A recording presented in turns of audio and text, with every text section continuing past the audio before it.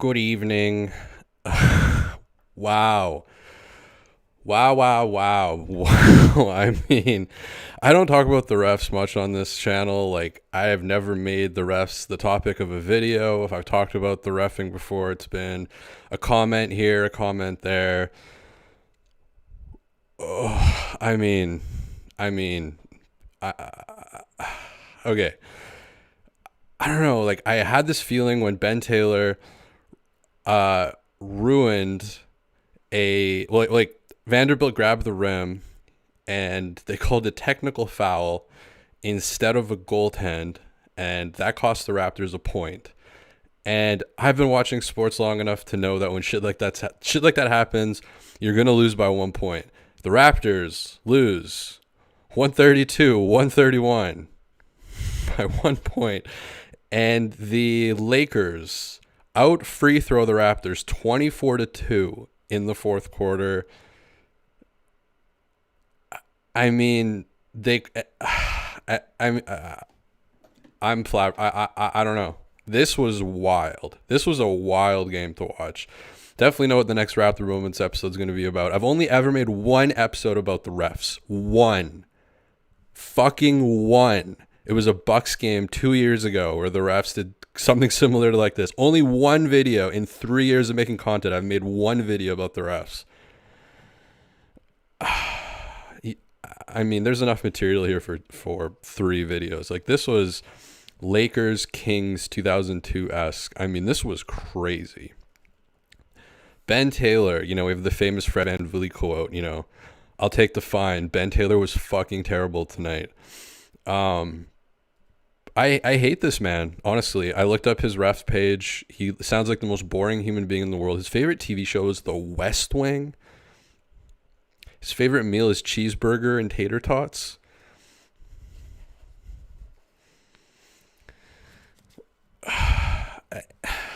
And I mean, just, and then like they call an offensive foul on RJ Barrett with 24 seconds left in the game in the fourth quarter, like a millisecond before Scotty hits a three. Again, this was a 1 point game. How? I don't know. I've said multiple times on this channel, you can make a super cut of me saying this. I've never gone deep into the ref rabbit hole, the NBA ref rabbit hole. Like, obviously I know about Tim Donaghy. I know about the 123 phone calls between him and Scott Foster. Like, I know enough to know it's totally fucked, but I've never gone down the rabbit hole before because I don't want to like ruin my enthusiasm for the sport and the league, but I actually might after tonight. Like, I'm ready. I think I'm ready for the Tim Donaghy books, the deep dive.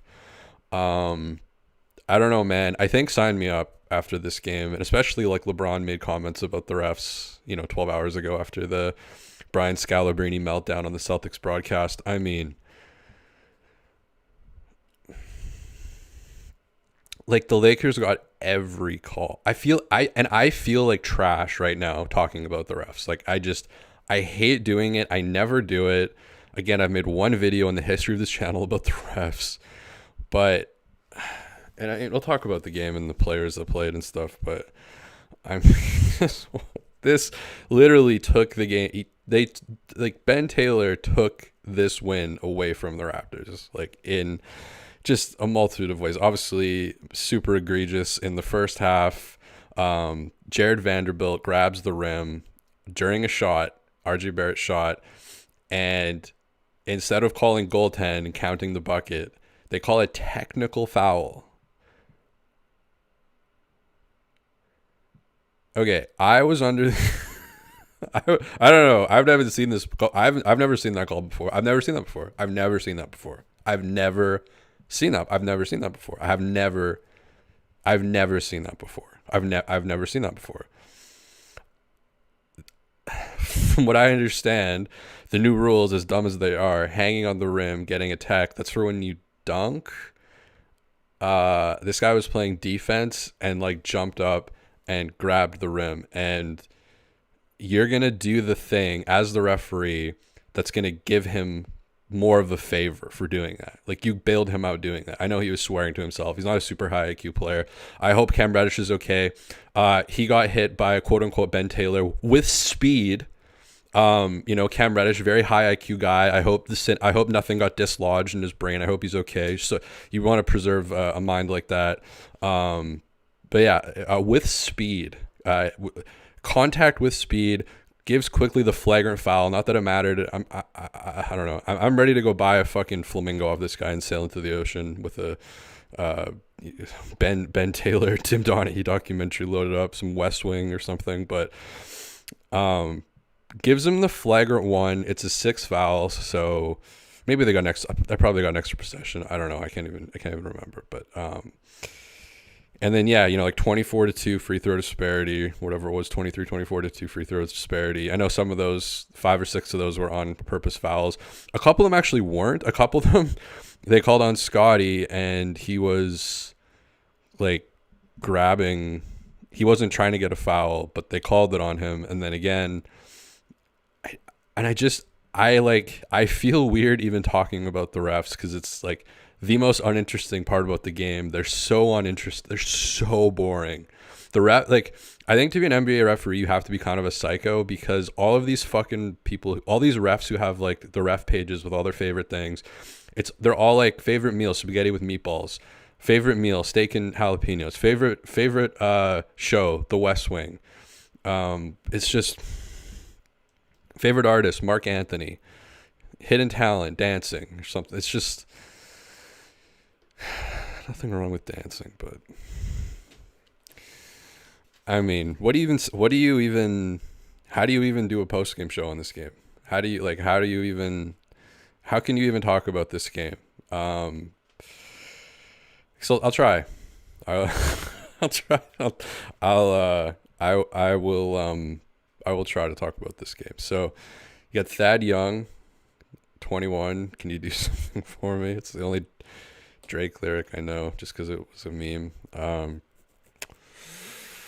He also did that Work song. It's the only other one I know by him. But yeah, Thad Young at center against AD. It looked really tough at the beginning, but actually Thad in hilarious fashion actually played a really good game. They're without Pirtle, so they rolled out Thad and I think Darko fucked up a lot in this game. I guess it doesn't look as bad that Quickly fouled out, but he had like Quickly, Siakam, and Barrett on the bench for like way too long in the start of the fourth quarter, and had a lineup of Gary, Schroeder, Boucher, Thad, and Scotty, which kept pace, but like didn't do that well in retrospect. Although I don't think it mattered what I don't think it mattered what Darko would have done, what Scotty would have done, what Pascal would have done. None of that really mattered. This, again, I have avoided this my whole life, going down the NBA referee rabbit hole. I know enough to know the basic mechanics of it. But after this game, I might actually finally cave, face my fears, go down the rabbit hole, and I can't believe what I just saw. Like, I'm still... And it's not even that I'm like emotionally attached to the Raptors. Like, I'm not angry about a loss or whatever. It's just more like perplexing on how obvious it was just so obvious. It was just like down the stretch, they got a whistle every single possession driving the ball, and the Raptors were driving the ball too and didn't get a single call, and actually got insane offensive fouls as well. So it was like double. The Lakers were getting fouls on their end, and again, I feel like a hack talking about this. I never talk about the refs. I've only made one video about the refs ever on this channel. But Ben Taylor, you are getting a fucking episode. This was a masterclass. I mean, again, I got 2 pages like full of notes here about stuff I noticed in the game, and it's going to be hard to just kind of I thought Taurean Prince was kind of a greaseball in this game. He was getting into it with some guys. He pushed RJ in kind of a weird kind of thing, and then he fouled Siakam in transition. That was kind of dangerous. And I think he got caught like DUI with a gun in the car or something. I feel like I remember. Seems like a guy would want to, babysit my dog or something. And there was just a real lack of, but it's all, I mean, who cares? It's all stupid. There's a real lack of ball movement in the first quarter. Real lack of ball movement. And I thought Scotty came out aggressive. Scotty blowing past LeBron and he had some really nice drives and really nice dunks in this one. And then 8:59 of the second quarter, we have the entrance, the Ben Taylor entrance. This is Frodo realizing, him and Gandalf realizing that it is the One Ring. They threw it in the fire. It's really kind of where it all kind of kicks off. I'm reading the book right now and it's slow as fuck. It's the Tom Bombadil part and I'm just like, hurry the fuck up. Anyways, so they got the ring. This is his entrance into the fucking fray as the main character. This is when he became the main character of the game. Again, like this is going to be a video. He calls a technical foul for what any other referee would have called a goaltend, but it was Ben Taylor. He's got the really veiny arms. He likes the West Wing, loves cheeseburgers and tater tots, dreams of one day visiting Scotland, hidden talent in his dancing. I can't picture him dancing. I can't picture him doing anything beautiful. I hate this man so much. Obviously, Fred got famous for his tirade against him, saying that I'll take the fine. Ben Taylor was fucking terrible tonight. I retweeted that. Anyways, so I think Boucher had about 17 turnovers in the first half. I think he had actually 3 or 4, but could have had like 6. A couple of the passes were really sus. And Thad randomly just falls down at 4:04 of the second quarter. It's just happened a few times actually. And then quickly had some really nice mid-range finishes, floaters off the glass, kind of the opposite of what Gary was doing in the first half, although Gary came back and hit some big threes down the stretch. But Gary had a really, really, really rough first half. The bench had 3 points at the half. Really tough. And the Raptors do go into a zone, which helped a lot. Lakers started taking lots of threes. They were hitting, they weren't totally cold from 3, but I thought that strategy was pretty smart. A lot of doubles against AD. Obviously, you don't have like big dick center, so Jakob, you could feel the lack of hurdle. First lack, pretty good first half. Sorry, I need some water here. I'm back in Thailand, the beach here, the beach club, letting me broadcast. Everybody here hates Ben Taylor, man. Everybody. I talked to everybody at the beach, and they're like, "Fuck that guy, man." He's like his arms are like the same color as like the tents behind me. Like it's jarring to see on television. Hit him with speed. With speed. His name's literally Quickly, you dumb fuck. I hate Ben Taylor, so.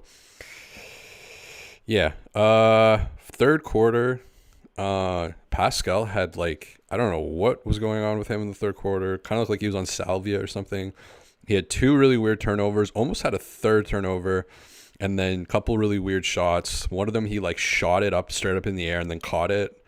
Maybe that could have been a travel. Maybe that was the gimme. Maybe it was 24 makeup calls for that one, but he threw it up in there to himself and then shot it and then missed the 3. But he had some really big shots down the stretch. LeBron was bleeding for a little bit. Thad took a charge. And Barrett and Russell had a little bit of beef. Christian Wood was just bizarre in this game, fouling people 90 feet away from the basket. He's been on like 14 teams in the last 4 years, so I had forgotten he was even on the Lakers. So yeah, he had kind of a weird game, but Russell off the bench was really effective. Gary hit some big threes down the stretch. Scotty was really aggressive, and I thought that lineup of Gary, Schroeder, Boucher,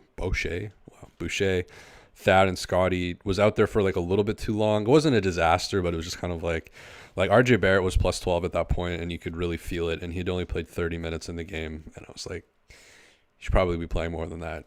Darko. And it did end up being a 1 point game. So I didn't think this was a great game from Darko. Like some strategies worked in this thing, but lineup wise, he's still kind of I know the depth isn't really there, but Pascal hits a huge three, and then we just have a series. Really, like 2:38 is when 2:38 in the fourth quarter. That's when things like really ratcheted up for the refs, and it was just call after call after call after call, and then offensive fouls on the Raptors. So they're getting like on both ends of the floor, they're getting fouls, and again 24-2 like free throw discrepancy.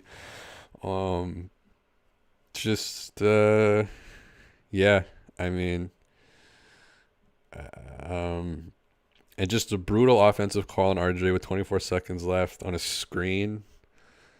Like, you're gonna call that on a screen? On a screen. You're calling that on a screen. And of course, Scotty hits the three. They don't count it because there was contact on the screen. Maybe if it was, maybe you miss Precious Achua in that situation. He's never made contact with anyone on a screen. Maybe you would have rather had him there. I don't know. It's just, yeah. It's what do you even really say? Just looking at the and again, as I said off the top, I've watched sports long enough to know that when something really weird happens, like the technical foul for the dunking technical foul, Jared Vanderbilt dunking on his own rim. When something like that happens in sports, where there's like this extra terrestrial type of intervention, divine intervention happens in a game, you just always know it's going to come back. Like if I would bet on sports, or if there was a bet for that, I would have taken that bet immediately as that happened. I would have said, okay, the Raptors are going to lose by 1. Also, on the final play, Pascal hits a three. Dennis, they hit some wild three. I mean, Scotty's three didn't count because RJ Barrett set a screen. But Schroeder banks in a wild three, and then Pascal actually hits a three at the end. And again, Torian Smith, super high IQ player, really cool guy. Either had a DUI or gun in the car, one of the two, or maybe both at the same time. But seems like a really cool guy. Kind of looks like Spike Eskin from Right Ricky Sanchez, low key. I don't know if anybody else believe me on that, or am I insane? Super high IQ guy. He almost fouls Siakam on that play, on the three. And obviously a 4-point play is the only thing that you can't have happen because that sends it overtime. But he did go like run out to contest him. And I just think that like he could have, like, as Pascal was shooting, he could have grabbed Pascal's headband with one hand, grabbed his package with the other, and just like picked him up and thrown him to where like Jack Nicholson used to sit, and it wouldn't have been a foul. So I get, that's why I'm calling it high. It was a high IQ play to do that at the final, because you knew that there was going to be no call on that. So you may as well do the thing that would normally be like the death knell to you.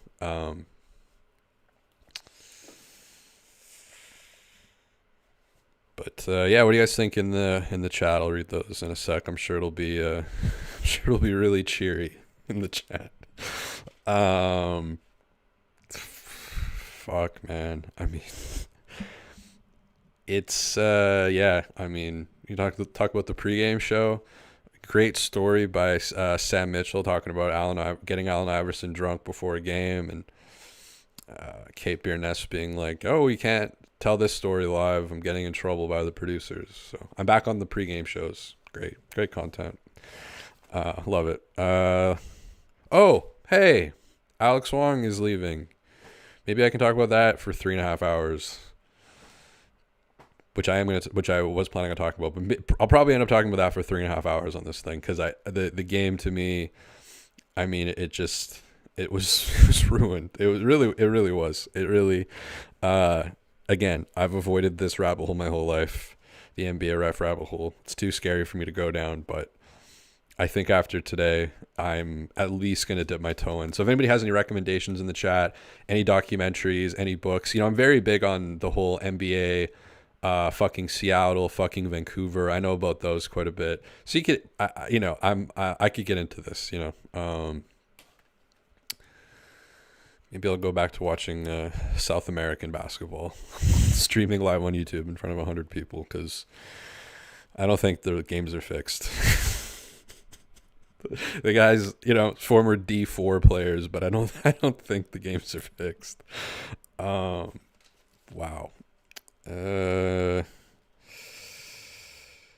Yeah. So, so Cape Ness was like, no, we can't have this pretty interesting, unique, authentic story on the broadcast. We've got the TV dinner thing we've got to get into. I really liked the Yak's Looney Tunes hoodie. I thought that was cool. Again, in the first half of this game, it felt like, you could give 2 first-round picks for Yak, but you really feel the lack of screen setting and just little, passes here and there. So, Will Ferrell they kept showing and talk. Of course, Jack loves Will Ferrell. I'm proud to say that I never liked Will Ferrell. I liked him in one Funny or Die sketch called The Landlord, and I thought he was good in Wedding Crashers in a 1% usage rate type role. But other than that, and I didn't even like Wedding Crashers, honestly. It's honestly like I just liked his one scene, with the meatloaf and the funeral. But I mean, most of his movies for me are like Step Brothers is unwatchable. Like I can't watch that. And I remember like when I used to engage in Tinder activity, that would be like one of the more quoted things is Step Brothers. And I would just immediately, like, I don't care what you look like. I mean, if that's in your thing, that's Talladega Nights or whatever, even Anchorman. Anchorman was okay, but even back then I was like, Will Ferrell. I prefer Tom Green way more. And people were calling Tom Green like the worst guy in the world. Remember Freddy Got Fingered, deemed the worst movie of all time? That's literally the moment I detached from mainstream society, when they're calling that the worst movie of all time. So Will Ferrell is like, he's like fake unhinged, like some people in the Raptors media space. But yeah, Pat Delaney, great great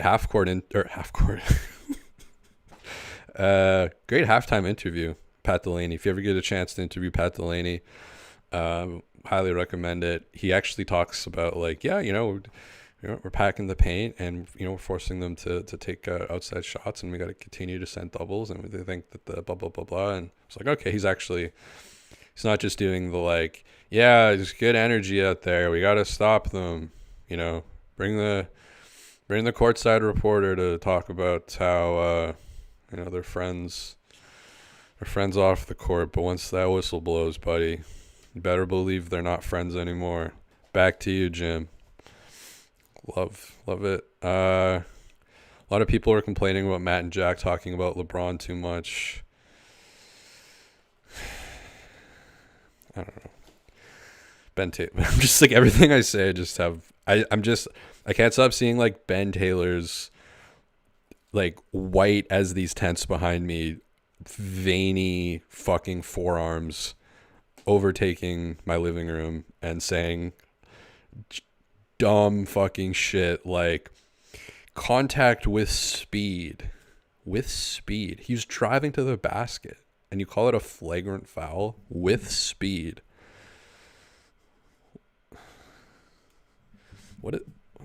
Okay, so this is Ben Taylor's referee, his referee page. This is like his Wikipedia. So reading straight from this, Ben Taylor has officiated 499 regular season games and 22 playoff games. That's not very many. In 9 seasons as an NBA staff. He made his official playoff debut in 2019. So kind of a newer guy. His LinkedIn picture looks like he's killed about 8 people. Very Patrick Bateman-like. Taylor considers his most memorable NBA assignment to be a regular season game between the Miami Heat and the Charlotte Bobcats, March 3rd, 2014. Was LeBron on that team? I think he might have been. Yeah, when LeBron James scored 61 points. Oh, that's one of his favorite memories. Wow, excellent. That's fucking great. Wow, great. That's awesome, Ben Taylor. Taylor joined the full NBA staff in 2013-14 after 6 seasons as a referee in the NBA G League. He also has experience as a FIBA referee, a Tennessee native. Taylor received a bachelor degree in public relations. He's a PR guy from Middle Tennessee University in 2009. Taylor enjoys spending the offseason with his wife and son playing golf and helping teach young referees. Isn't that lovely? He's got a nice little family and a kid, and they play golf together. And they probably come on the weekend when I'm playing basketball and stand inside the fucking 3-point line as I'm taking shots and say things like, oh, he swished it. Oh, he missed it. Oh, another miss. Ben Taylor, fun facts. Favorite TV show, The West Wing. So if people have seen if you've seen one Aaron Sorkin movie or show, you've seen them all. So Aaron Sorkin did The West Wing, Moneyball, The Social Network. And the thing with Sorkin is he only will do projects where like the main character, their only flaw is that they're just too goddamn smart. Just too goddamn smart.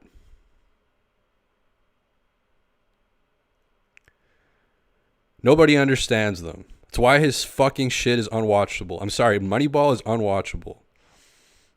The Social Network is unwatchable. The West Wing is so unwatchable. And in his fucking Malcolm Gladwell-esque worldview that he vomits into his dog shit prose, in his world, everything can be fixed with a speech.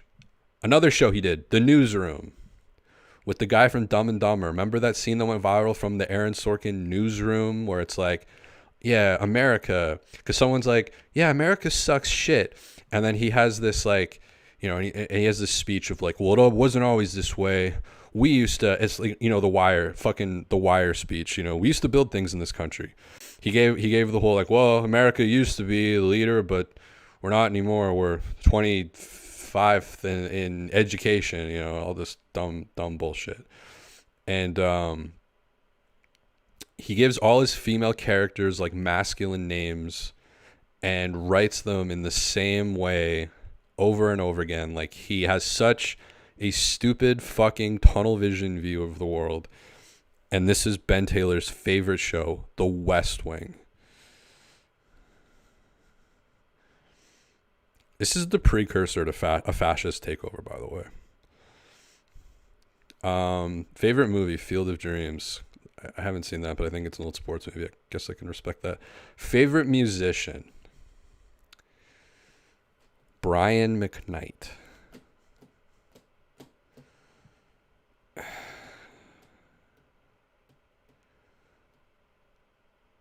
I mean, this is a real person. The West Wing and Brian McKnight. This is a real person. Favorite book, the Mitch Rapp series. I don't know what that is, but I'll pretend that's cool. I'll give him that one. Favorite app, Tripit. Again, I'll give him that one. That's cool. Favorite meal, cheeseburger and tater tots.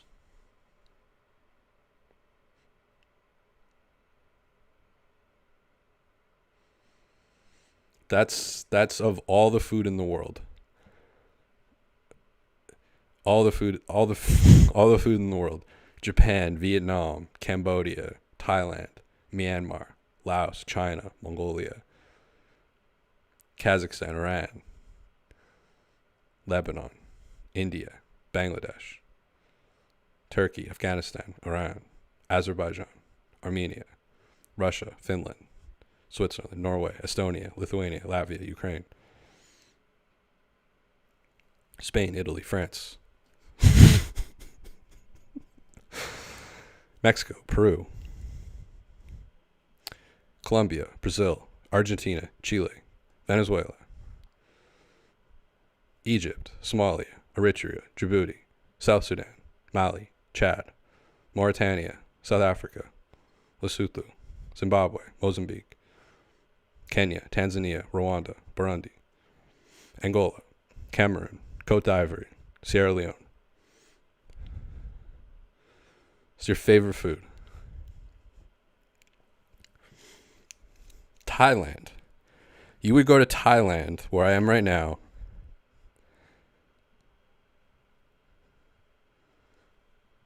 Cheeseburgers and tater tots.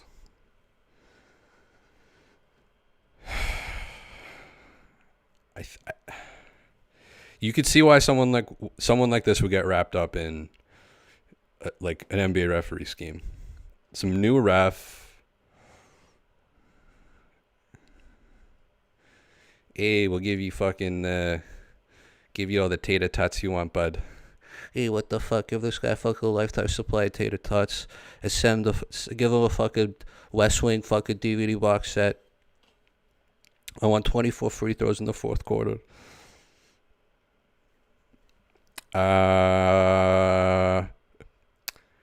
Would most like to visit Scotland. Gonna go see fucking groundskeeper Willie.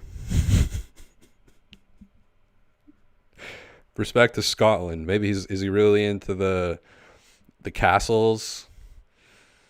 You know, the fucking Loch Ness monster. Edinburgh.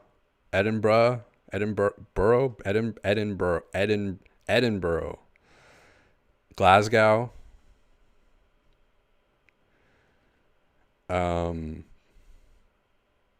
Okay. It's Blackpool's not this close, but not. Okay. That's okay. Number one place in the world you want to go. Bucket list. Play golf at Augusta National. Okay. Hidden talent, dancing. It's just rocking the Brian McKnight. Probably like Sting.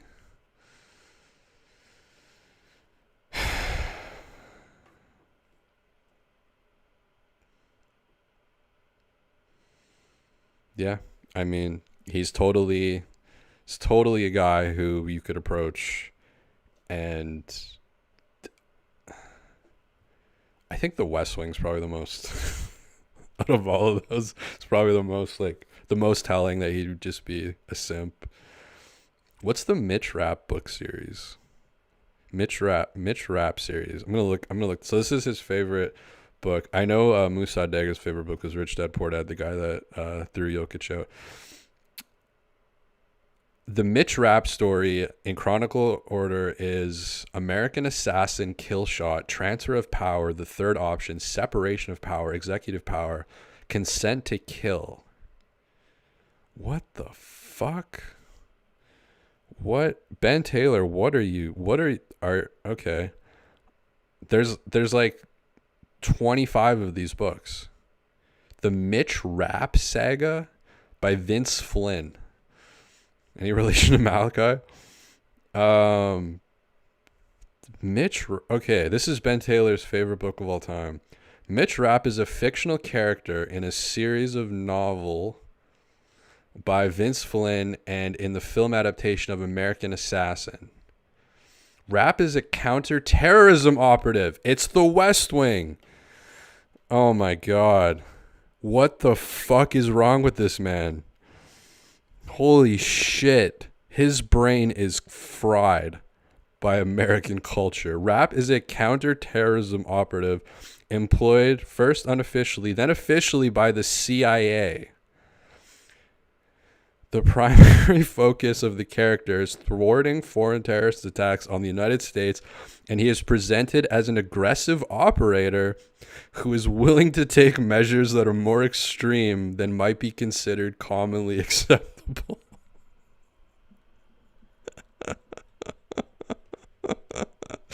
Oh my God, you could get him in easy. Oh my God, an aggressive operator. So he's into operator culture. Oh my God. I wonder if he has like a bedpan that the Green Berets pee in. Holy fuck, man. This guy. Okay. In the book, okay, Rapp's high school sweetheart, Maureen Elliott, who was attending Syracuse University with Rapp, was killed this is all fictional, in the December 21st, 1988 bombing of Pan Am Flight 103. She had been one of 35 Syracuse students returning from a semester overseas. 1 year later, he was recruited into the CIA by Irene Kennedy. Over the course of the series, Rapp terminates a large number of terrorists both on foreign and domestic soil. His main conflicts center on foreign terrorists. So for people who are joining late, I'm going on a deep dive of Ben Taylor, his loves basically. So this is from his NBA Ref page. These are his favorite books of all time, and his favorite show of all time is literally a television show version of this. This is like the Michael Scott comic. Oh my god, this is who you go get if you're trying to recruit a dirty referee. This is so perfect. You know he loves 24 as well. 24 much more enjoyable watch, not written by Sorkin. Anyways, okay, Rapp attended Syracuse University where he majored in international business and minored in French. So this is the protagonist of this story. So there's 25 of these books. There's one for every free throw in the fourth quarter. These are his favorite books, and again, his favorite show is The West Wing, and so he's like really into like U.S. operator culture. Nearly a year after Maureen's death, his last name's Rapp, R-A-P-P. This fucking culture, man. This is the culture people are wanting to like kill the world for, to preserve, by the way. Anyways, Rapp was recruited into the CIA by Iron Kennedy. He began training the week after graduating from Syracuse. Only 23 years old at the time, Rapp did not go through the standard CIA training program at the quote-unquote farm. Instead, for a year straight, I'm just imagine Ben Taylor reading this in like Scotland somewhere. Instead, for a year straight, or after playing golf with his beautiful family. I'm like, all right, we got back from playing. I got back from the pitching pot with my beautiful family, and it's time to hunker down and read some Mitch Rapp series, The Counterterrorism Operator. Instead, for a year, he was shuttled from one location to the next, sometimes spending a week, sometimes a month. The bulk of the training was handled by Stan Hurley, a former CIA op, who taught him, quote unquote, how to shoot, stab, blow things up, and even to kill with his bare hands. In other words, he was schooled in firearms and marksmanship, hand-to-hand combat, and explosives. Endurance was stressed, blah, blah, blah. There were long swims and even longer runs. They began heavy lifting. They worked on his foreign language skills. Rapp then, blah, blah, blah. Oh my God. There's 23 of these books. There's 23 of these. And you know that like if this is his favorite book, he's read all 23 of them. 23 books? There's only 3 Lord of the Rings books.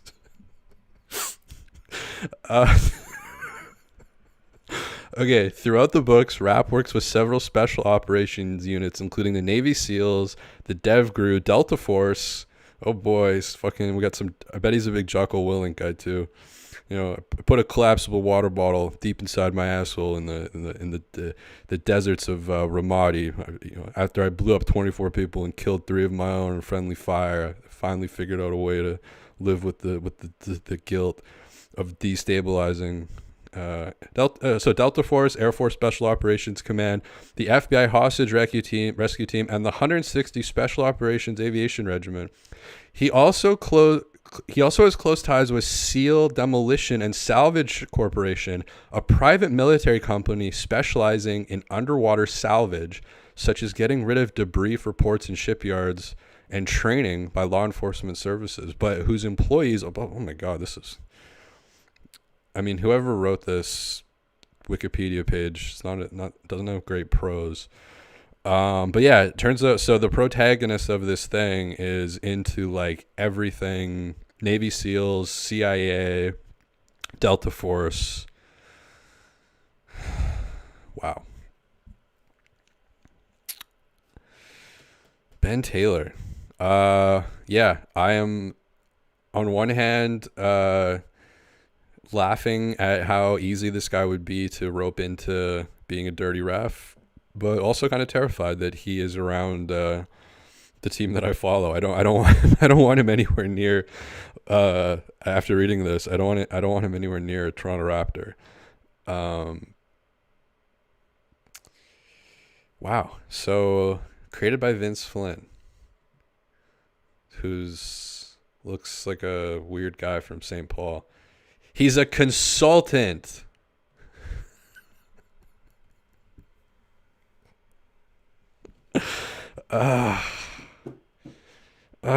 Again, they invade the world to preserve this. Like, this is, when they talk about closing the borders and making America strong around the world, it's to protect. This is what it's trying to protect. His writing influences included Ernest Hemingway. Shut the fuck up. That's such a consultant thing to say about it. Anyways, Ben Taylor. What do you even say about a guy like Ben Taylor? What are people in the chat saying? Have you guys seen The West Wing, by the way? What's the main guy's name? Bartlett or something? TZ says, would you be down or allowed to react to Darko's post game? Okay, I haven't seen that yet. Ben Taylor definitely going to go Mitch Rapp on you as soon as he sees this live. Mitch Rapp is his inspiration. Okay, do people know about Mitch Rapp? Because this is new for me. Okay, now moving further into the Ben Taylor world, his favorite app is Tripit. Okay, Tripit, the highest rated trip planner. Imagine checking one place for your travel details and getting a heads up and seeing things happen throughout your trip. Ugh. That sounds terrible. What a fucking boring loser. Unlike other travel apps, this is his favorite app. Like, more than YouTube, more than Twitter, more than, I don't know. Okay. You handle the booking, we'll take it from there. Unlike other travel apps, Tripit can organize your travel plans no matter where you book. Simply forward your confirmation emails to plans@tripit.com in a matter of seconds, and Tripit will create a comprehensive itinerary for every trip. This guy would be really fun to travel with. It's just like, okay. Oh no, I'm holding up my notepad, but no, we got it in the phone. We got an itinerary. God, I love traveling with people who have itineraries. People who watch The West Wing, people who read I already forgot, Mitch Rapp. They need to have an itinerary. You can't have any dead space or downtime or maneuverability or improvisation. You can't have any of that because you've got Tripit. You've got your whole itinerary. Helpful reminders and alerts so you don't miss a beat. Packed with features that give you a leg up on changes and help make the most of all your trips. Tripit Pro is where the magic happens. It's your favorite app.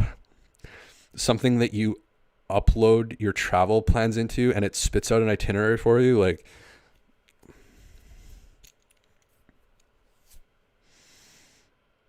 I mean, does this guy just get blown away where the notes app? Nowhere to be and when. Need a reminder when it's time to leave for the airport.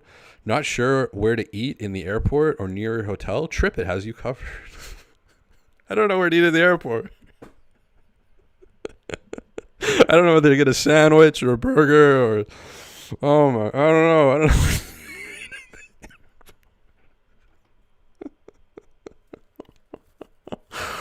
Oh, that's your favorite app. I bet he just put that in there because he wants people to think that he travels a lot.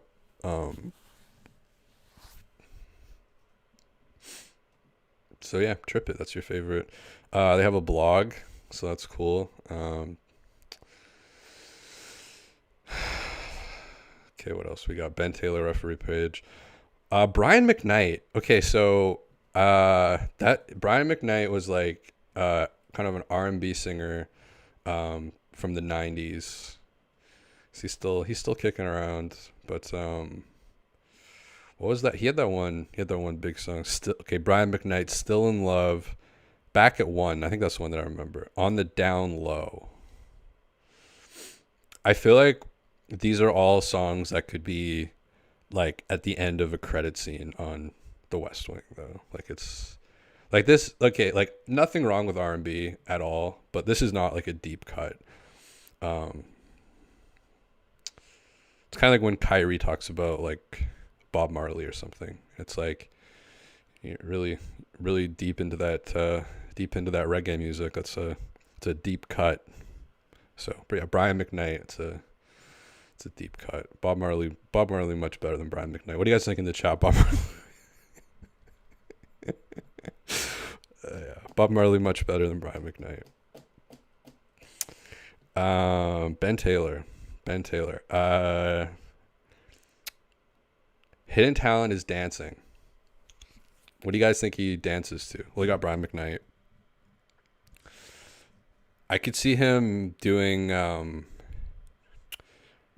I could definitely see him doing like one of those corny like Broadway dances, where they all come out and they're like kind of like, I could see him doing one like that, and then I could see him doing like a slow Brian McKnight dance. But I can't picture him like doing anything like hip hop related or like rave. I can't picture him raving.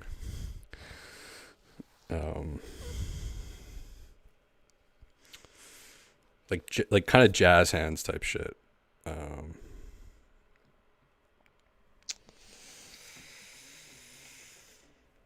Field of Dreams. What's that about? Field of Dreams. What do you think he dreams about? He's got big dreams.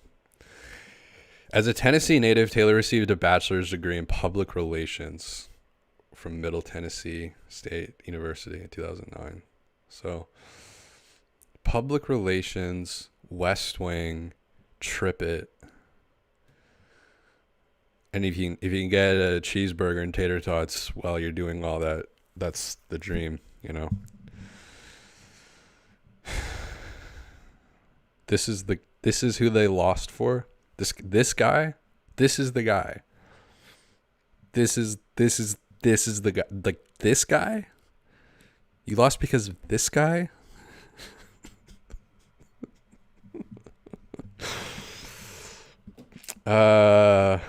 Yeah, for people that joined late, just to reiterate one more time, and then maybe I'll talk about the Alex Sportsnet thing. Not a goaltending call in 8:59 of the second quarter. Should have been a goaltending call. They call it hanging on the rim, technical foul. Cost the Raptors a point. Raptors lose by a point. It's like 23-24 free throws to 2 in the second half, in the fourth quarter. Just play after play of just so uneven. Like similar plays getting called one and not getting called the other. I mean the free throw discrepancies. And again, I've made one video about NBA referees in 3 years of this channel. It's not something I ever really talk about or care about that much outside of a comment or two, but just crazy. Just really, really crazy.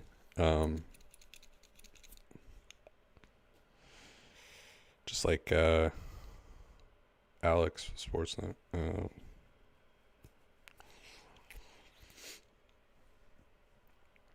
It's sad, I saw it coming for like a long time. I kind of predicted it like way back that their, chemistry and vibe would be, not really fit for like a corporate environment. And I've watched Sportsnet for a long time. I kind of know the gist of it, and it just didn't really seem like long term it would pan out. And I know a couple of people on Twitter were like, "Oh, how is this anything to do with Sportsnet?" Well, as someone who, like Ben Taylor's really into the West Wing. I'm really into Stephen LeBron Radio and the Raptors show. So, I do kind of go deep. I do sound like a psycho when I talk about it, but it's only because they were a huge influence on this channel. So I've had them both on the show here. I talked to both of them. I'm gonna say offline, but online. Not gonna reveal any secret info. I don't have any secret info. I didn't ask about the mechanics of it. I don't think that's like interesting, and even if I did know, I wouldn't say anything. But just as an outsider looking in, it's been pretty obvious to me as someone who watches the show pretty closely. Like 6 months in, Sportsnet just like randomly canceled Alex's weekend show. He had a weekend Raptor show on Saturday, which was like just him.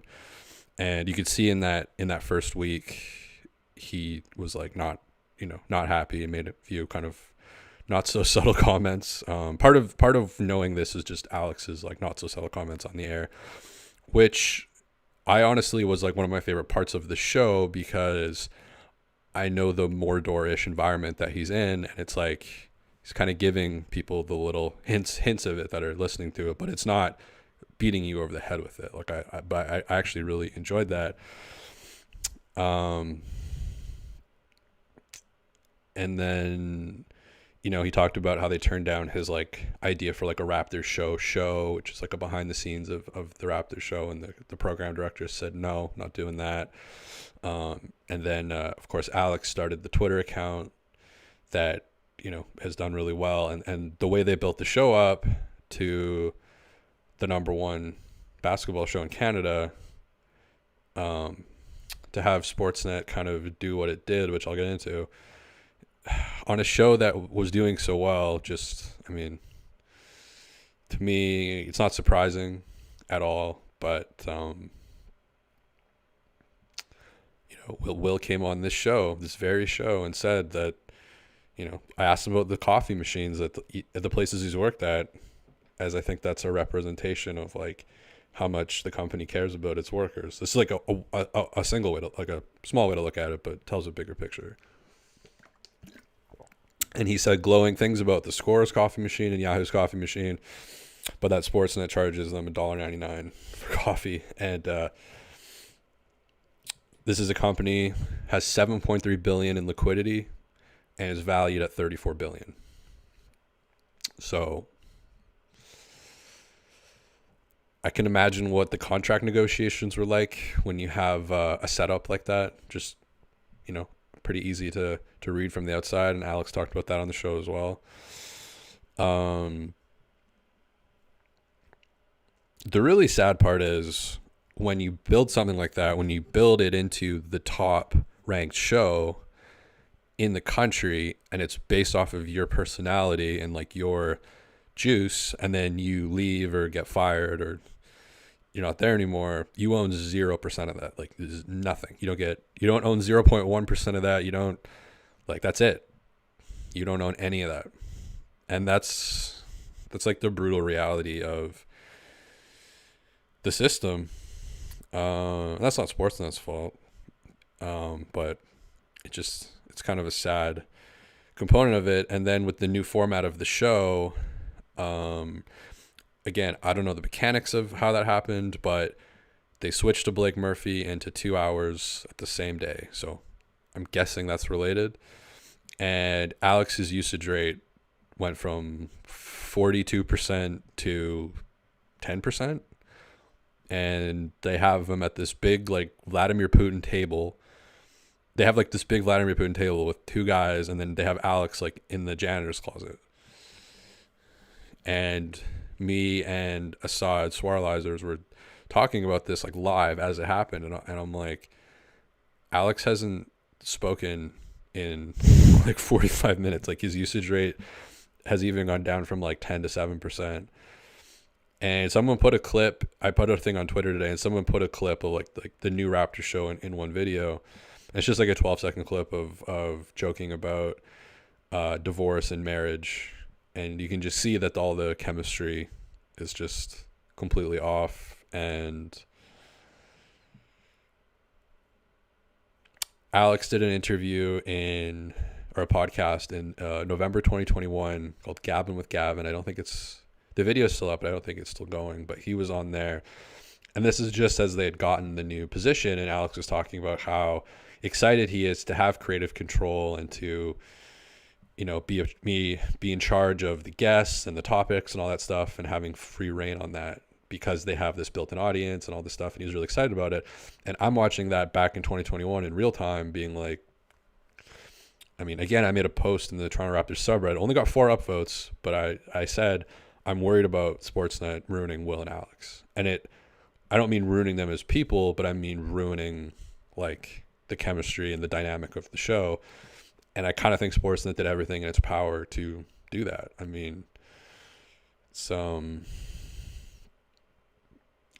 It's just, they're a different thing than they're just different than the rest of the things on the platform. Even the logo, like you look at the logo, it's super obvious next to all of the Sportsnet logos and artwork. That's just like a serif font with like a blue background and white, like the JD Bumkiss show or something.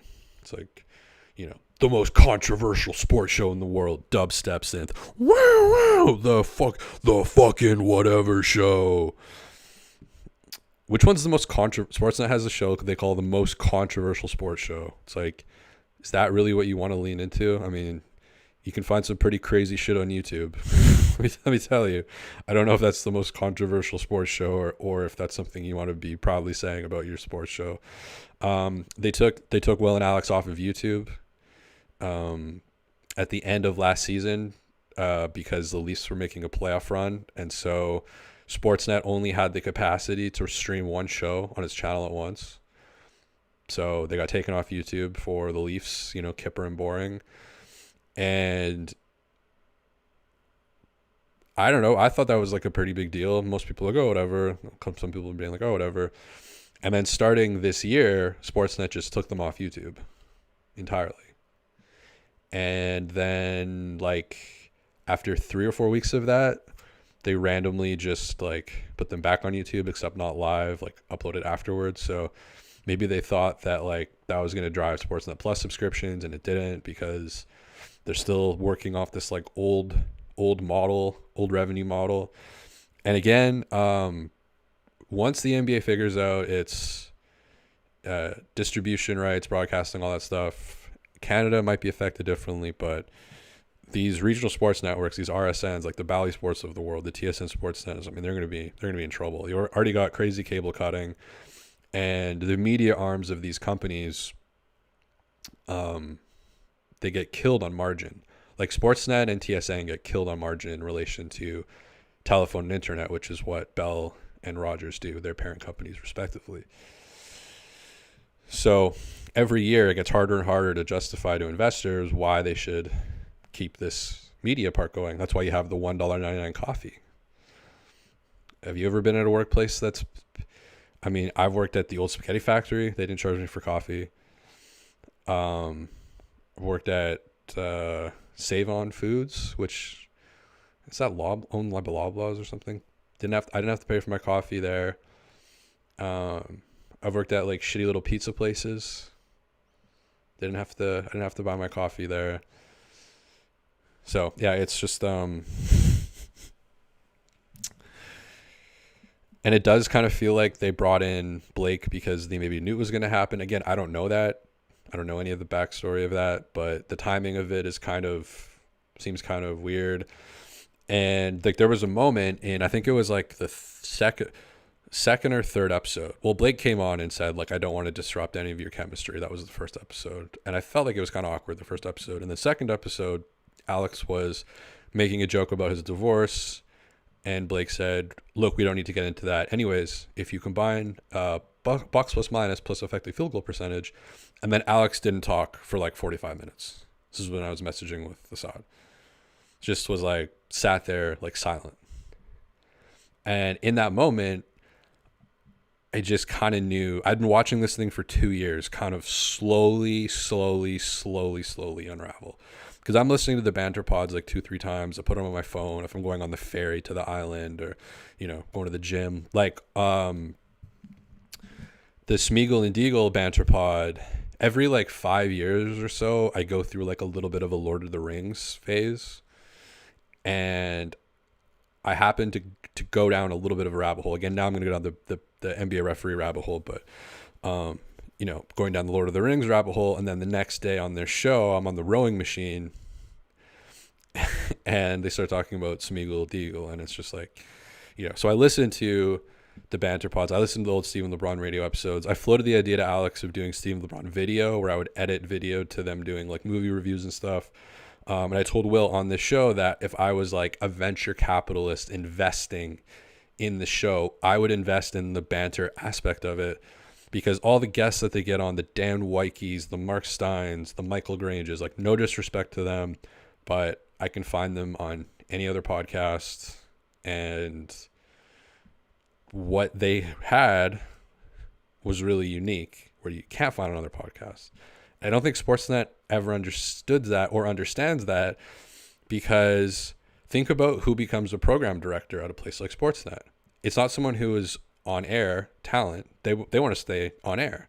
It's people who go to these fucking schools, these sports media, journalism, whatever schools. They don't have the juice to be a podcaster, writer, video person, whatever.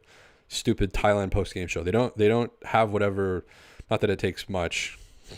it doesn't take much to do that, but they don't do that, and then they are the ones who wear the suits, become program directors. I mean, I'm not a huge Bill Simmons fan, but he has a really great quote about this, and he knows, he's been there like kind of more than anybody. And, he said like the talent on camera changes a lot, but behind the scenes, it doesn't really change. And these program directors can make creative decisions even though they'd never been talent before. If they had been, or they hadn't been successful talent, if they had been, they'd still be talent. Now they're program directors. But in this weird way, the program director has power over the talent. This is why I have such a problem with the courtside reporters in general, because that's where it's the most obvious, where there's someone in your ear being like, this is what you say, or this is a script that you read. They hire these people, and then they do everything in their power to remove anything that's unique about them. And it's not just Sportsnet, it's any big company like that. Not any big company, but most big companies like that. Sports especially, again. You've got that, that stupid Reddit post about, Will's professionalism or whatever.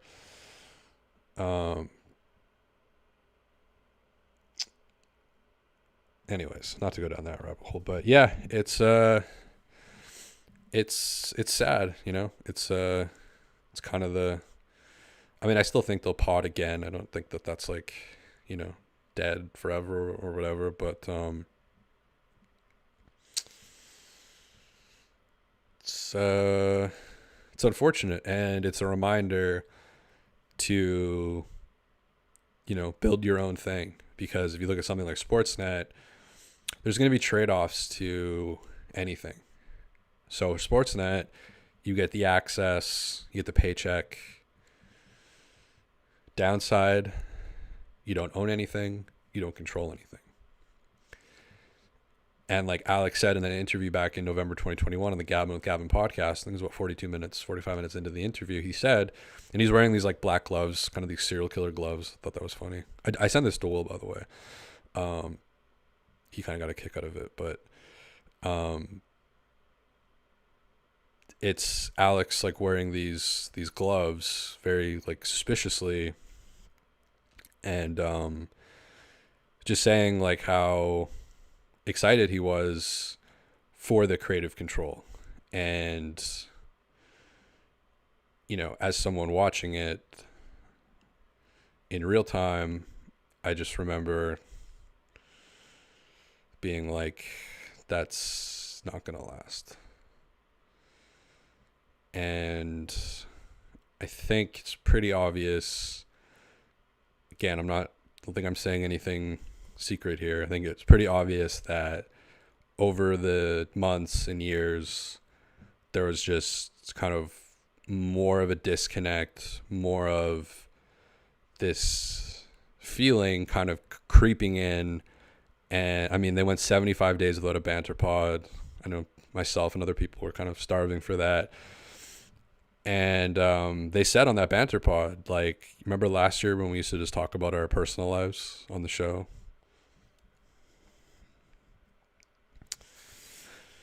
So yeah, I mean, it's sad. Like those are the guys that like opened the door for this channel. Kind of showed me that you don't have to be like a robot. You don't have to be what that Reddit post wanted Will to be. Like you don't have to be that. So yeah, it sucks. And for the people on Twitter who kind of went at me a little bit saying, how does this have anything to do with Sportsnet? It's like, you got to look at things a little bit closer than that. You got to be a little bit more locked in than that. I'm sorry. A little bit more locked in.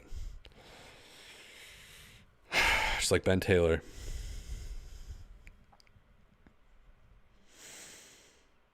Just like Ben Taylor. I guess read some of the chats. I think that's pretty much it. It was a late game, even for me on the West Coast.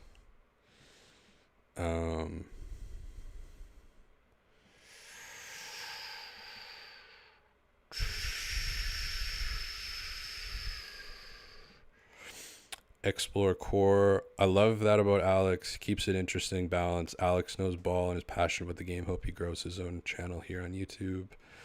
Yeah, I definitely agree. You know,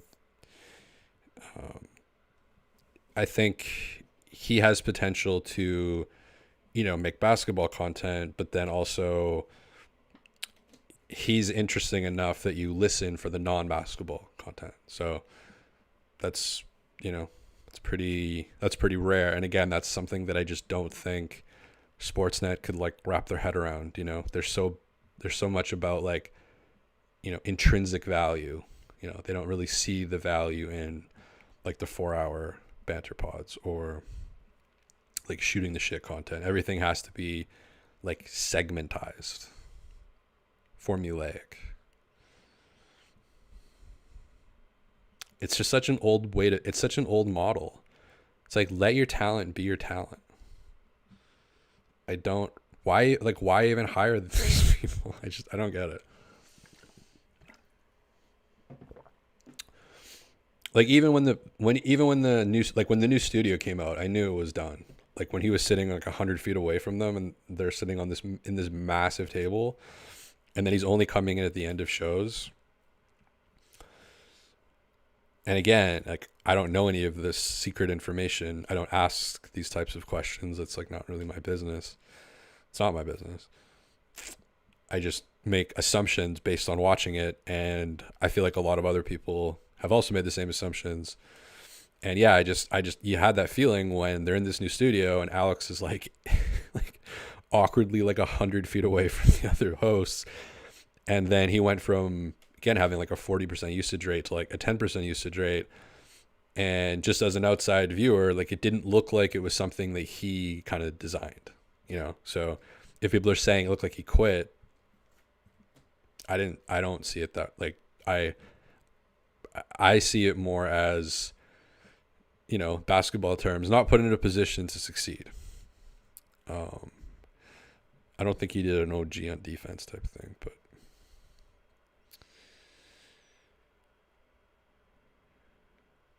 Nazman, it was so done when the YouTube live stream stopped.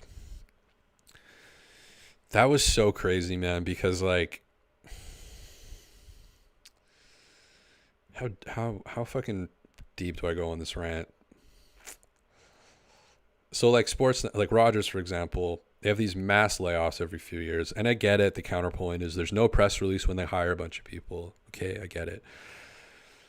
But in these layoffs, there's always wording around, and there's specifically for like the layoffs that happened a few years ago around like, we are firing these like 300 people, like radio people, producers, whatever, because we're pivoting to new technologies. This was in their press release. I think it was 2019 when they did a huge mass firing.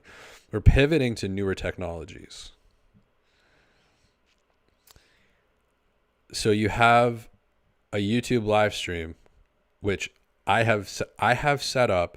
This laptop that I'm on right now could fucking implode at any moment. There's like no space left on it. It's just full of like broken files and video files and screen captures, and like it's like smoke is coming out of it right now. And I have figured out how to do a live stream.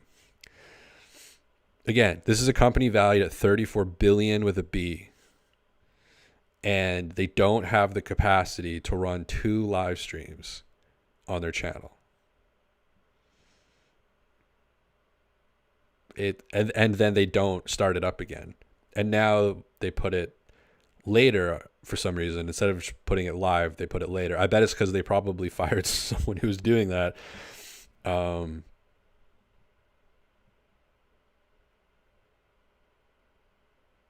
Yeah, I mean, it's a very difficult situation. It's sad, you know. It is. It's just vegan grass. He's never gonna see this super chat. Oh, there was a super. Oh, let me scroll back a little bit. Nazman says, please watch Darko's postgame live and react. Thanks for the super chat. I'm broke, so that's very nice. Okay, what's the best way to watch the Darko? Okay, maybe I'll bring up the Darko presser in another window. Okay, we're doing like, okay, speaking of pivoting to new technologies, the thumbnail Darko looks fucking pissed. Okay, let's try to get me in front of Darko. See if we can. That actually might be the easiest way to do it. Actually, is I will fly. Wait a second here as I fly to Toronto, and let's see if this works. Can I join Darko? Here we go. I got Darko with me in the. Okay, wait 1 sec. Meals. Don't buy whatever they're selling you, please. Don't buy this. Don't buy this. Don't buy this. It's from a different browser, so I know AdBlock exists, but now I can't. Shit, I have volume turned off. 1 sec. You will too. 23 free throws in that fourth quarter. What did you do? Thank you, Doug. I can't hear anything. Thank you, Doug. Fuck. Oh, I have 1 sec. Browser. Second work. There it is. Can you guys hear it? Thank you, Doug. Thank you, Doug. That's outrageous. What happened tonight? This is completely BS. This is shame. Oh, shame shit. for the referees. Shame for the league to allow this. Buddy. 23 free throws for them, and we get 2 free throws in the fourth quarter. Like how to play the game. I understand respect for all stars and all that, but we have star players on our team as well. How's possible that Scotty Barnes, who is all-star caliber player in this league, he goes every single time to the rim with force and trying to get to the rim without flopping and not trying to get foul calls. He gets 2 free throws for the whole game. How's that possible? Wow. How are you going to explain that to me? They had to win tonight? If that's the case, just let us know so we don't show up for the game. Just give them a win. But that was not fair tonight. And this is not happening first time for us. Scotty Barnes is going to be all-star. He's going to be the face of this league. And what's happening over here during whole season, I've been calling it back, it's a complete crap. Cook 'em. Do you feel like you're getting any explanations at all? That offensive foul, did you see, get any explanation? No, there is no explanation. They just come up there, they review and they see what they want to see. They don't want to hear us what we got to say. They don't want to hear the players. They don't just want to protect us. Over the game, they got 36 free throws, 23 free throws in the fourth quarter. What are we talking about? What are we talking about? How are we supposed to play? Is this a one-off, or do you feel this has been happening? He's pissed.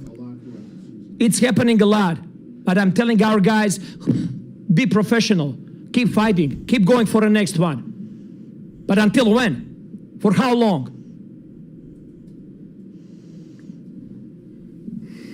Serbian dad, let's Thank you. go. Oh yeah. Wow. Darko Rakovic. How do I go back to Thailand? Yeah, that was he was fucking pissed. 5 for the Lakers are running out tonight, trying to get back to 500. No, 1 sec. I will fix this. I will fix this. Yeah, I mean, he hasn't been the coach for that long, but obviously that's the most angry that I've seen him.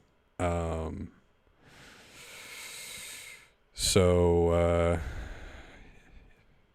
I guess is that a $25,000 fine? Don't buy whatever fuck. I fucked it up. But yeah, yeah, I've never seen him that mad before. So you like that, obviously. I think that's showing authenticity. That was the same background we had before. Pretty close. You see that.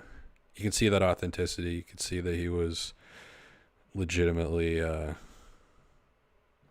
pissed.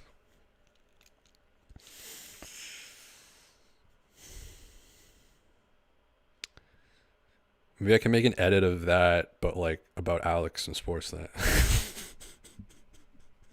It's bullshit.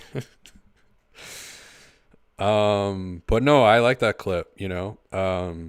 You could tell he was actually pissed. Like he wasn't kind of doing it. Sometimes coaches do that shit because they want to, you know, protect their players or like keep morale up or whatever. But I could feel that one. Like you could, especially like the first couple of questions, you could really feel that. I wonder if Darko likes The West Wing. Mitch rap. I gotta go check out the Mitch rap. Drake posted Darko. Black Bean Burger. Scotty been complaining a lot this year, but it seems like for good reason now. Yeah.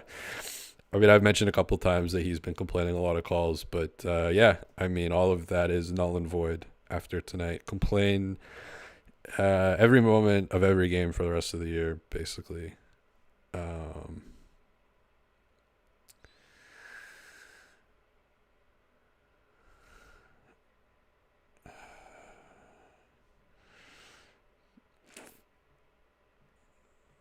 Just reading some of the chats, but yeah, I think that's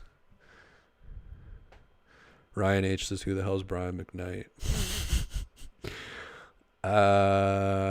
Darko rant was so needed. It's about time someone says something about these terrible referees.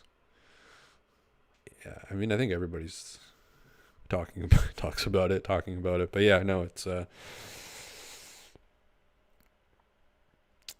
pretty bad. You know, I couldn't imagine what Brian Scalabrine would be doing if he was on the Raptors broadcast. He was the one having the meltdown about the Celtics, the end of the Celtics game last night.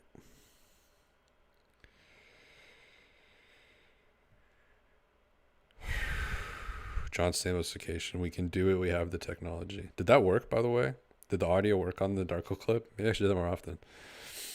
I was thinking of doing like reactions to like Keys to the VIP episodes. Do you guys remember that show from the 2000s? It was filmed in Toronto.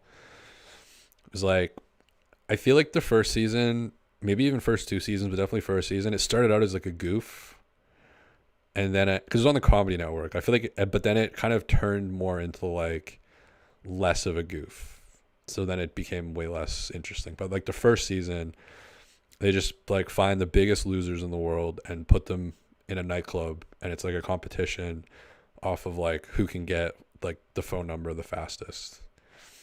And it's boring when it's like, you know, interesting, or not even interesting, but like I need like, for that to be at all entertaining, bottom of the barrel. And in first few episodes of the first season, just some amazing footage of really funny nightclub interactions.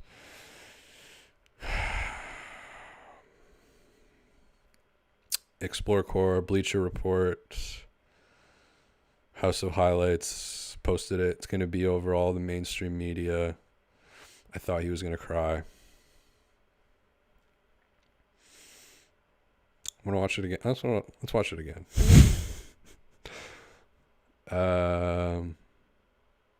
Oops, that's not. One sec. Let's watch that. Let's watch that one again. It's only 2 minutes, so I need to feel that one more time. I need to wait. Can I create a new layer so I don't? I mean, one sec. We're gonna watch the Darko thing. Duplicate. Is there no duplicate? I can't duplicate this. I can't. Sportsnet, hire me. Hire me, Sportsnet. No. Okay, we're gonna do it the way we did it last time. We have the technology to do this.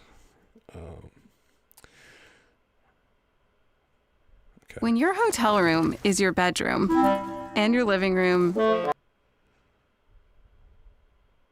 This respiratory illness season, practice healthy habits to help protect you and the people in your life. Now's the time to get your flu and updated COVID shots. Remember to cover coughs and sneezes and stay home if you're sick. Not that that's particularly a bad ad, but just no, shut up. Here we go. 23 free throws in that fourth quarter. What did you? Thank you, Doug. Thank you, Doug. That's outrageous.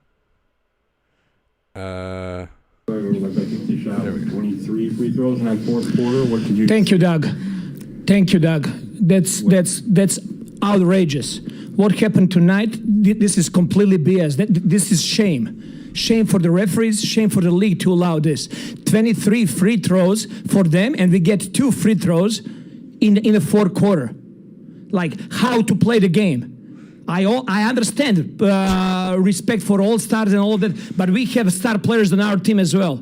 How's possible that Scotty Barnes, who is all-star caliber player in this league, he goes every single time to the rim with force and trying to get to the rim without flopping and not trying to get foul calls. He gets 2 free throws for the whole game. How's that possible? How are you going to explain that to me? Crazy. They had to win tonight? If that's the case, just let us know so we don't show up for the game. Just give them a win. But that was not fair tonight. And this is not happening first time for us. Scotty Barnes is going to be all-star. He's going to be the face of this league. And what's happening over here during whole season, I've been holding it back. It's a complete crap. Coach, do you feel like you're getting any explanations at all? That offensive foul, did you see get any explanation? No, there is no explanation. They just come up there, they review what, and they see what they want to see. Smith, they don't want to hear us what we got to say. They don't want to hear the players. They don't just want to protect us. Over the game, they got 36 free throws, 23 free throws in the fourth quarter. What are we talking about? What are we talking about? How are we gonna supposed to play? Dude, get the Jokic brothers together. We need to. It's happening a lot, but I'm telling our guys, be professional. It's the first keep fighting. Answer that really keep going hit. for the next one. I like when he But walks until off when? For how long?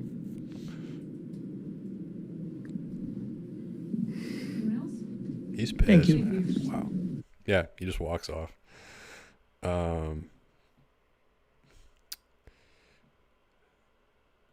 So yeah, I think that's gonna be the show, you know. Oh, where are we now? Oh, we have we have the technology. I just wanted to go through the box score.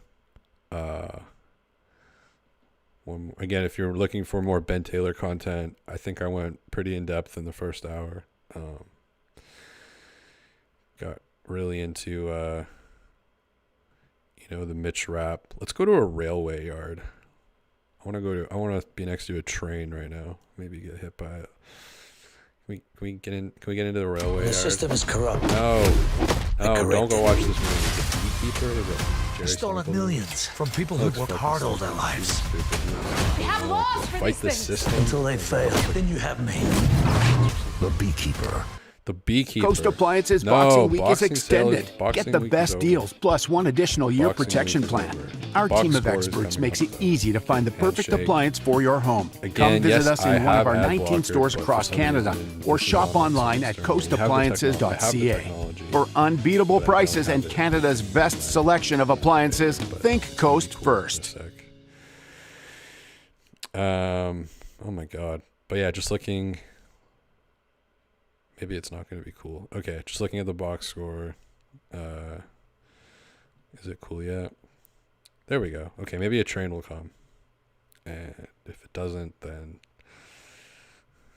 it's kind of a boring background. But hey, the cool thing, I think a train's coming actually. At any moment, a train will hit me. I'm kind of positioned perfectly. There's a light in the distance. I think that could be a train. You guys think that's a train? I think it's getting bigger.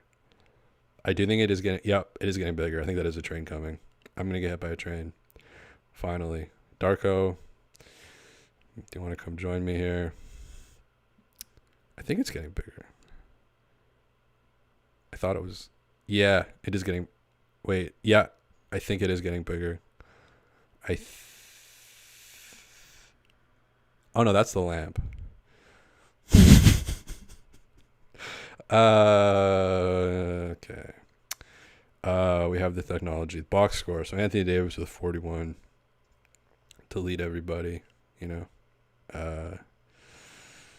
not that any of this matters again, but Scotty with a team high 26.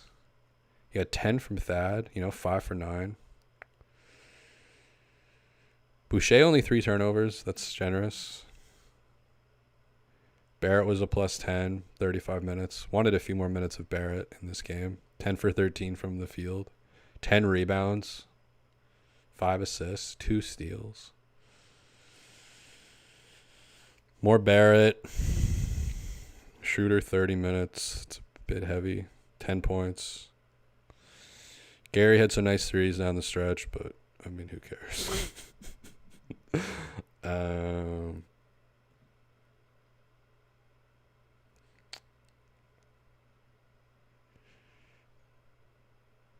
Oh, the ads were playing noise? Oh, fuck.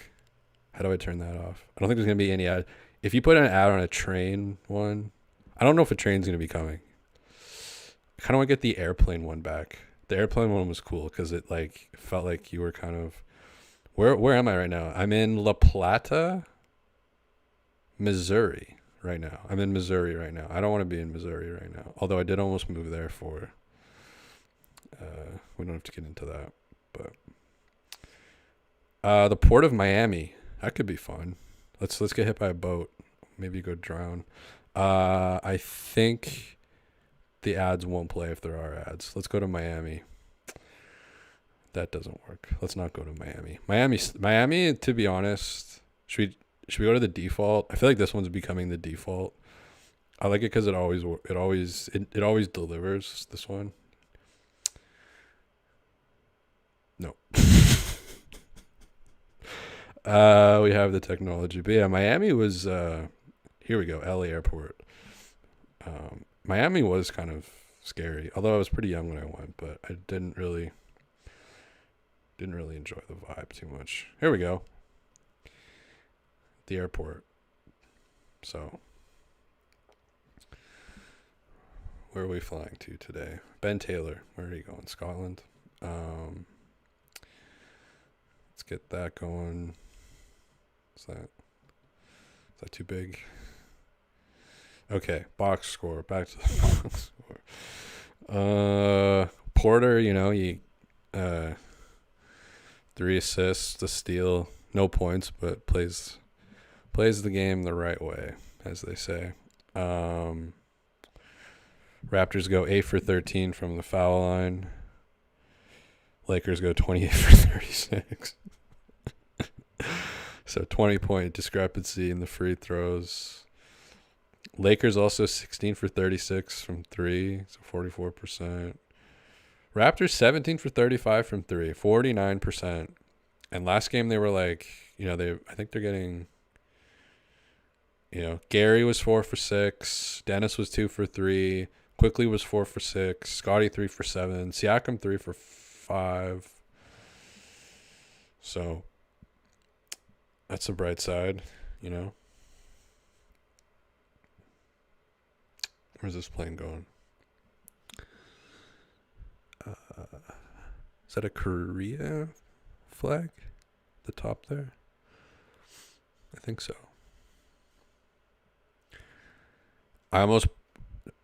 Almost is just doing a lot of legwork in the sentence, but almost got on a plane to Pyongyang once. Just was in the Shanghai airport. Had 8 hours to kill.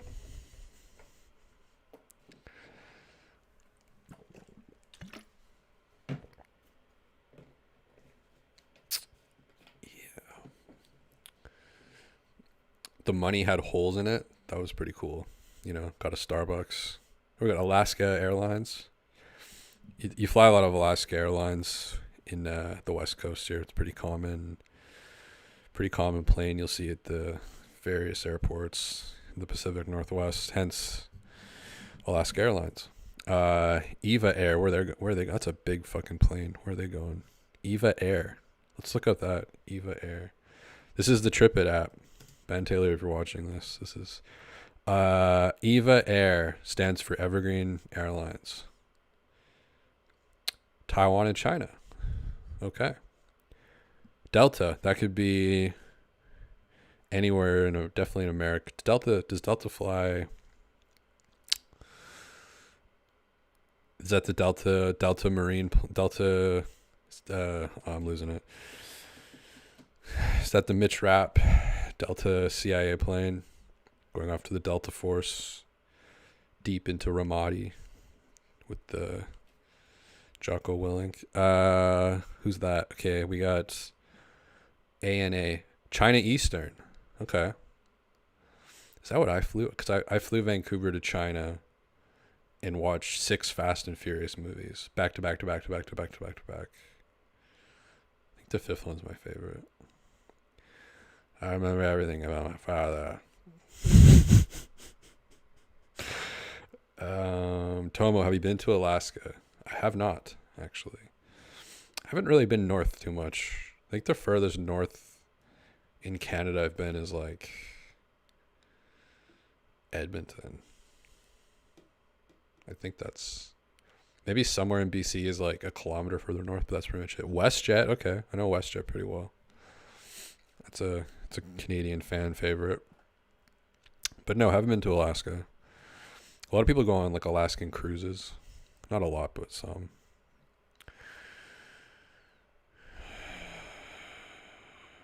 Vegan Grass, Josh Lewenberg pregame is a sight to behold. He's got a little bit of that, remember in Sunny in Philadelphia when they do the news show and Mac is like in front of the camera at the like video game competition and he's like, we're here in the, like, it's just, yeah, that's kind of the, yeah, it's not a smooth acceleration into the, it's Kate passing it off and we're taking off like this fucking Delta plane behind me, launching into the, whatever the story is of the week or whatever. That's a Delta plane. I'm going to say it's going somewhere in America. Explore car. Grange reported, Darko said, fucking BS. You can swear on here, by the way, because you have effing BS. You're allowed to swear on here. I think. Does YouTube allow you to swear? I think it does. Grange reported, Darko said effing BS on his way to the post-game teaser. Teasy says, I'm from Edmonton. I once carried a backpack full of records, vinyl records. Probably, I took a picture of it, actually. Looked at it today or yesterday randomly. Probably 50 records in a backpack on a bicycle. And I hauled them from White Ave, where all the record stores were, to like my sister's house, which is like 132 and something. Somewhere far away. What do we got here? JetBlue. Where are they going? JetBlue. Like, it sounds familiar, but I don't think I've flown JetBlue before.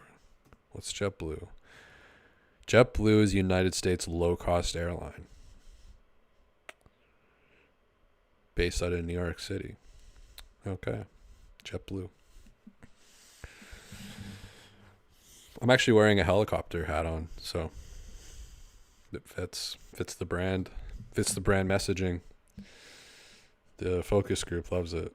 Korean plane still chilling. What do we got next? Who's coming up next? What do we got here? Who's this guy? Who we got here? United. That's definitely American. You see, I think United, I think they fly a lot to like South America. South America. Another JetBlue. Where are you going, buddy? JetBlue. Low budget. Was it low budget or budget? Budget. They call it budget or low budget. What's the stock that Gordon Gekko likes in Wall Street? Someone likes blue. Someone likes blue. What's the code again? Anacott. No. Is it Anacott Steel? Blue fish loves Anacott Steel or something. And that's code for like insider trading. Good movie, by the way. Wall Street. Gordon Gekko. Michael Douglas. Charlie Sheen. Martin? Yeah, Martin Sheen playing Charlie Sheen's dad in Wall Street. And who's the lead actress in that? Again, I can't remember. Her name's like Darian in the movie. Okay, they got another WestJet. And they're all into that like art that is just like money laundering art that costs like $10 million or whatever. Where's WestJet based out of? Is that based out of Vancouver? Is that a home? Is that a 604 company? WestJet? I think it might be. I think headquartered in Calgary. Calgary. Is it Calgary? Calgary or Calgary? It's not Calgary. Calgary. I spent a summer in Calgary once. 2013. The flood happened. Korea's going. Hell yeah, Korea. I saw you like 10 minutes ago. Korean Air Cargo. Where are you going, Korea? I hurt my hamstring. Korea. Hotel. You don't know how you hurt your hamstring? Qantas plane.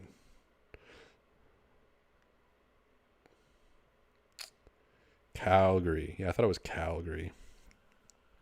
Spent a summer in High River when the flood happened. I worked flood restoration. So I worked in like a camp out in the middle of a farm out in High River. Worked like 84 hours a week. 21 days on or whatever. What's this one? American.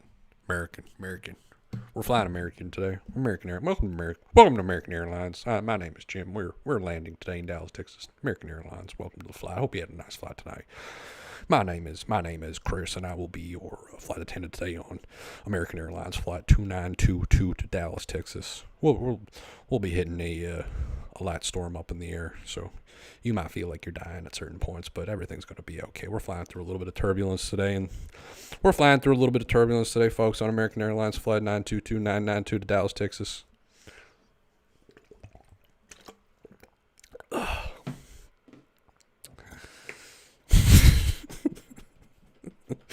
Still my favorite ever flight. I've told this story before, but I'll never forget. Like landing in Singapore, and the voice comes over the thing. It's like, "Welcome to Singapore.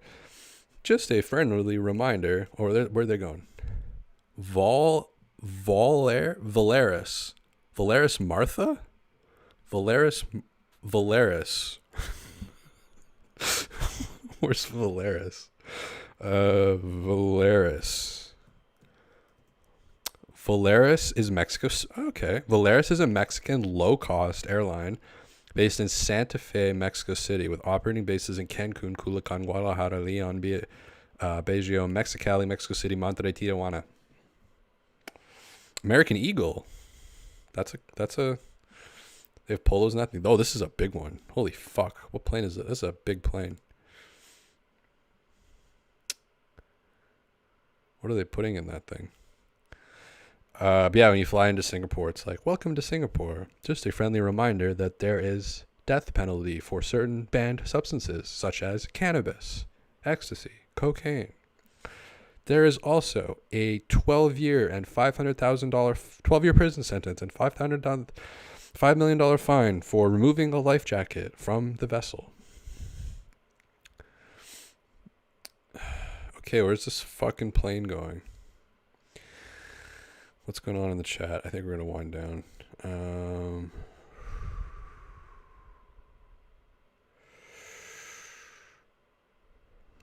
Pre-game. Yeah, there was some pre-game banter. No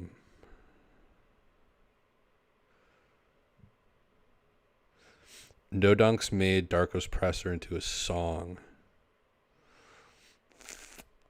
Maybe I need to do that. What would be a good Darko music? Be like, oh, I got a good one. No, it's not. No, that wouldn't work. Maybe Eyewitness. That'd be a good one. Can I play music through here? Will that get like... No, I actually used to DM this guy back in the day when I had Instagram. One of my favorite producers. And we had this like ongoing running joke about George Sr. from Arrested Development. So he's not going to sue me if I play his music. But this would be a good Darko.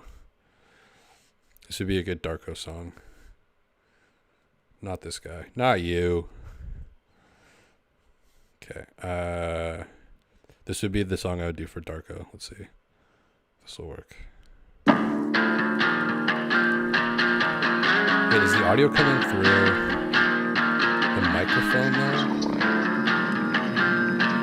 Or the actual video?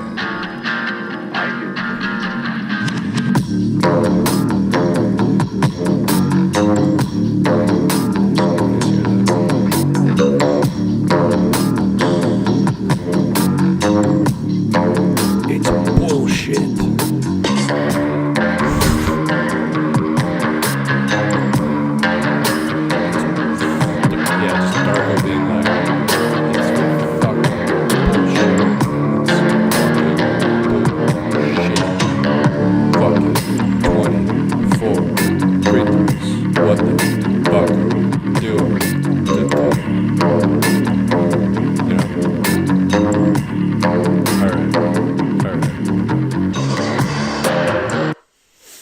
Did that work?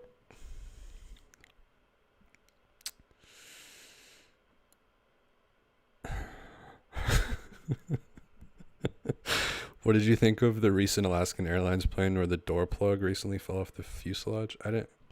Was that on the stream? Okay, I need to get back to the airport.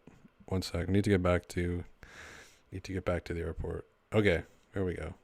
When you and the team are pitching a new product, Grammarly's tone suggestions can offer a more personable approach to win.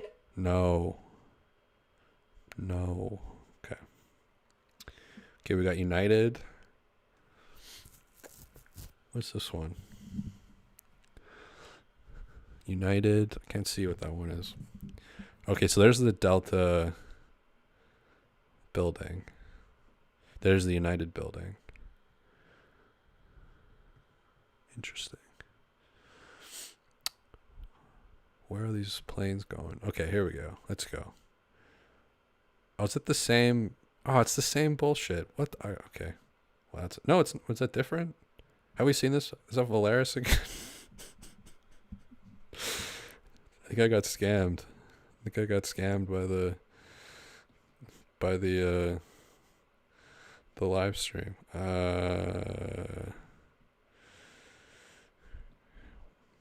Should we go see the Penguins? Oh, Avianca. That's a new one. That's a new one, right? That's Colombia. I think I flew Avianca in Colombia. I could be wrong, but Avianca airline. Let's see, where's that from? Colombia. It has been the flag carrier of Colombia since 1919. They had planes back then? Wasn't the Orville Redenbacher guy in like the 40s? They had planes in I guess World War I had planes. wow. Yeah, I mean, Hermann Göring was a pilot in World War I, so. Sky Chefs, is that the food that they bring in? I guess they bring the food in from the airport into the plane. Do they bring it in those big trucks like that? Do we have any airport logistics people in the chat? Do we have any air traffic control people in the chat? How do they bring the food? Like, is there a guy that brings... Is that a Canada flag? Is it a convoy guy? Oh, no. Okay, where are we going? Back to Alaska. How do they get the food into the plane? Is it brought in like a truck? Do people in Toronto fly? Do you guys know about like airports and stuff?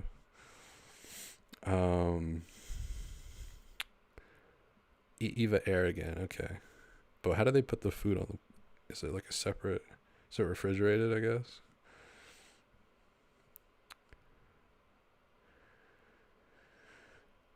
John Michelle, shout out to Okanagan. I hate it. Where are you from in the Whoa. Where are you from in the Okanagan? I haven't spent that much time in the Okanagan. I've been a lot of places in the Okanagan, but I haven't spent a ton of time there. But I think I could say I've been everywhere in the Okanagan, but not for a significant amount of time, if that makes sense. Do you study Mr. Beast? No. Do not study Mr. Beast. China Eastern. ANA. What does ANA stand for? ANA. What does ANA stand for? Aviation, Nautical Aviation. China Eastern. I think I flew China Eastern. I like the Panda Bear. I definitely did fly China Eastern from Vancouver to Shanghai. And I don't remember what the Pyongyang flight was, but I was like coming down the escalator in the Shanghai airport and it's just like Pyongyang. That could be interesting. Got an 8-hour layover. I'm trying to log into my Google Drive from my phone. Took me 2 hours to remember that Google and China don't really get along, so that didn't work. So then I had to like wander the airport looking for like a photocopier because I didn't have my documents printed out to get into Vietnam. When I went to Nam, and you get in late at night, no documents, no paperwork, no photos, no visa, nothing. They take you into a back room and they take your photo and say, "Welcome to Vietnam. Have fun. Here's a loud, rambunctious guy from South Africa that can split your taxi ride in half with because he's going to the same neighborhood as you." So not too bad of a landing in reality. It's kind of weird getting into... It's always weird when you get into a country, like the first time you're in that continent, especially, and it's like 3 a.m. Like that happened to me in Vietnam. And it's just like 4 dudes with their shirts off, drinking beer, playing like some form of like chess or checkers. And just like these really narrow streets. And it's all these like hotels and stuff. And every hotel on the bottom floor, there's just like a dude sleeping on the ground. So you can, if you get there at 4 a.m, you just knock the thing. And then I went to the wrong one and like woke a guy up. It wasn't even the right hotel. And then you get up at like 8 a.m. and the whole city's like functioning, like operating normally. And you're just like, holy fuck, That happened to me in Bangkok too. After like a 12-hour overnight bus, you get into Bangkok, 9 a.m., like rush, like 8:30, 9 a.m., rush hour. It's tough. It's a tough, you got to adjust quick, You got to be on your feet if you're on the JetBlue flight.